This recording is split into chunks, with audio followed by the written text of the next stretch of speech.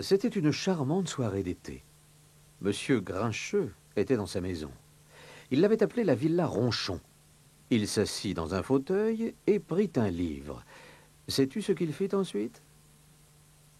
Il déchira toutes les pages. Toutes, sans exception. Monsieur Grincheux ne supportait pas les livres. Il était toujours de mauvaise humeur. En fait, personne ne l'avait jamais vu de bonne humeur.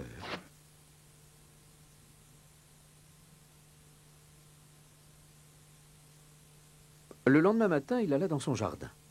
Sais-tu ce qu'il y fit? Il arracha toutes les fleurs, toutes, sans exception. Monsieur Grincheux ne supportait pas les jolies fleurs. Tout à coup, il aperçut quelqu'un. C'était Monsieur Heureux. « Bonjour, dit Monsieur Heureux. »« Bon quoi ?» bougonna Monsieur Grincheux. « Y a rien de bon. Allez, oust !»« Comment ?» fit Monsieur Heureux. « Vous avez bien entendu, lança Monsieur Grincheux d'un ton sec. « Dehors !»« D'accord, dit Monsieur Heureux en riant. »« Pas d'accord. Du balai !»« Vous alors? Ah, vous êtes vraiment d'une humeur massacrante. »« Psst !» fit Monsieur Grincheux. « Et, poursuivit Monsieur Heureux, vous devriez changer de manière. »« De quoi vous mêlez-vous » répliqua Monsieur Grincheux. Puis il se dirigea vers sa maison et au passage marcha sur le pied de Monsieur Heureux. Exprès. Aïe! Ah, gémit Monsieur Heureux. Et vlan! Monsieur Grincheux claqua la porte derrière lui. Monsieur Heureux resta planté là, beaucoup moins heureux que d'habitude. Il avait mal aux pieds. Il réfléchit, et réfléchit encore, et réfléchit encore plus. Soudain, il eut une idée. Il sourit et s'en alla trouver Monsieur Chatouille. Monsieur Heureux exposa son idée à Monsieur Chatouille. « Bravo! Bientôt Monsieur Grincheux ne sera plus de mauvaise humeur, dit Monsieur Chatouille, et il lui sourit jusqu'aux oreilles. Enfin, c'est une façon de parler, car il n'avait pas d'oreilles. Ria-t-il, et il agitait ses bras extraordinairement longs et se frottait les mains. « On va bien s'amuser !» Cet après-midi-là, Monsieur Grincheux alla en ville faire des courses. Il entra dans la boutique de Monsieur Rosebif. Monsieur Rosebif était boucher. « Je veux des saucisses !» cria Monsieur Grincheux d'un ton sec. « Plus vite que ça !» Pauvre Monsieur Rosebif, il était terrorisé par Monsieur Grincheux. Il se dépêcha donc d'obéir. Mais alors quelque chose apparut sur le pas de la porte. Sais-tu ce que c'était? C'était un bras incroyablement long qui appartenait à... Tu as deviné, n'est-ce pas? Ce bras incroyablement long, bien sûr, c'était celui de Monsieur Chatouille. Le bras vint chatouiller Monsieur Grincheux. « Oh !» cria Monsieur Grincheux tout affolé. Il laissa tomber les saucisses et se retourna pour voir ce qui se passait, mais il n'y avait rien à voir. « Ah !»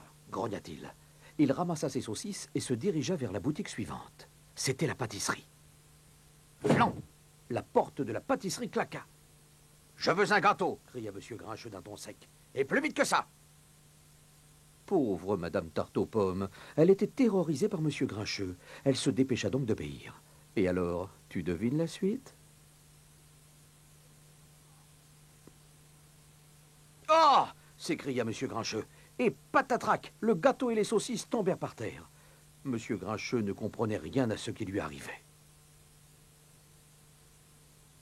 Et la même chose se reproduisit à la librairie de Monsieur du Journal, chez la marchande de bonbons, Madame Sucre d'Orge, à la crèmerie de Monsieur Pot-au-lait, et enfin chez Monsieur Petit Pois, l'épicier.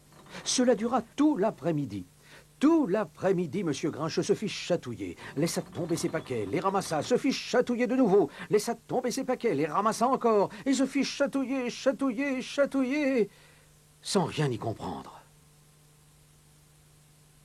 En revenant à la villa Ronchon, il rencontra à nouveau Monsieur Heureux. « Coucou !» lui dit celui-ci avec un large sourire. « La journée a été bonne ?»« Allez-vous-en !» hurla Monsieur Grincheux, « avant que je ne vous écrase le pied !»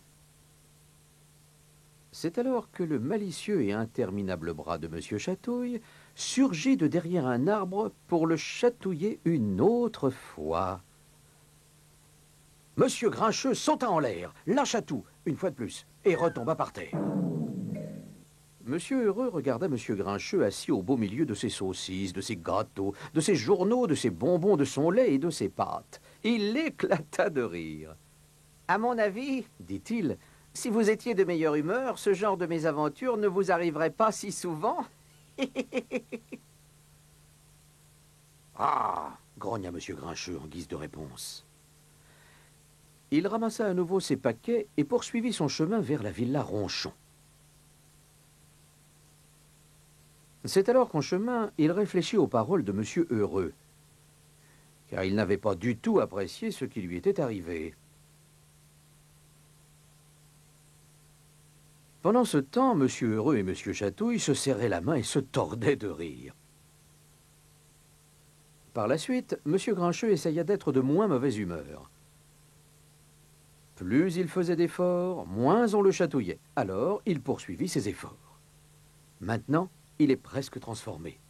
L'autre soir, il a pris un livre. Et qu'a-t-il fait, à ton avis? Il n'a arraché qu'une seule page.